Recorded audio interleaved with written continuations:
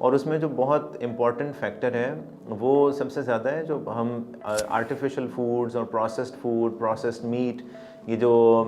Packed meet आ जाते हैं, जो फ्रोज़न आइटम्स आ जाती हैं, फिर ये जो आर्टिफिशियल फ्लेवर्स के साथ आर्टिफिशियल ड्रिंक्स आती हैं, एनर्जी ड्रिंक्स आती हैं, मतलब ये वो सारी चीज़ें हैं जिनके अंदर आर्टिफिशियल केमिकल्स होते हैं और ओवर द ईयर्स अगर इनको इस्तेमाल किया जाए तो उसकी वजह से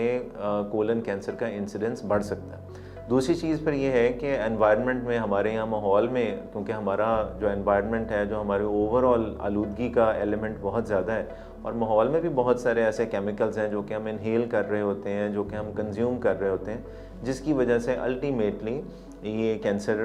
अब जल्दी आना शुरू हो गया है। और तीसरा जो फैक्टर है वो तो ज़ाहिर है आप सब लोगों को पता ही है कि अगर किसी की फैमिली में अगर कोई कैंसर का पेशेंट है तो उसके अंदर फिर जो उनके जो फर्स्ट डिग्री रिलेटिव्स हैं, उनके को बहन भाई हैं, उनके अंदर ये चीज़ ज़रा ज़्यादा कॉमन हो जाती है और जल्दी डेवलप हो सकती है।